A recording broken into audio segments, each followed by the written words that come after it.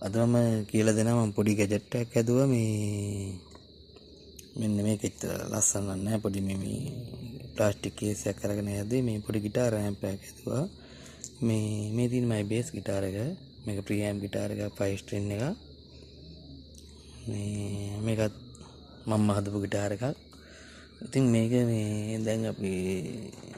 සාමාන්‍ය වෙලාවකට පාවිච්චි කරනකොට අපිට නිකන් අර ඇම්ප් මික්සර් එකකට ඇම්ප් එකට ඉන් කරන්න නැතුව මේකෙන් ලොකු සවුන්ඩ් එකක් එන්නේ නැහැනේ අර එකෝස්ටික් ඒවා වගේ. ඉතින් මේකෙන්ද මම මේ පොඩි ඇම්ප් එකක් හදාගත්තා. මේක 9 වෝල්ට් වැඩ කරන්නේ මේ 9 වෝල්ට් බැටරියක් මේ දාන්න හදලා තියෙන්නේ මේ විදිහට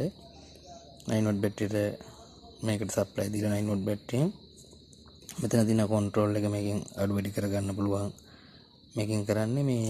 මේක අපි ගිටාර එකට මේ කෝඩ් එක ගිටාර එකට ඉන් කරනවා මෙතෙන්ට මේ ඉන් කරලා ඒ දුන්නාට පස්සේ ඒක ප්‍රී ඇම්ප් එක හරහා මේකට ආවට පස්සේ මේක ඇතුලේ තියෙන ඇම්ප් එකෙන් මම මේ හෑන්ඩ් ෆ්‍රී එක හරහා අපිට මේ සාමාන්‍ය මේ වගේ මේක Samsung normal හෑන්ඩ් ෆ්‍රී එකක් මේකෙන් පුළුවන් අපිට මේ ස්ටීරියෝ වැඩ කරනවා ස්ටීරියෝ පාවිච්චි කරන්න පුළුවන් ඊට පස්සේ මෙතනින් මේක කන්ට්‍රෝල් කරන්න පුළුවන් මෙතනින් අපිට මික්සර් එක ඉන් කරන්න පුළුවන්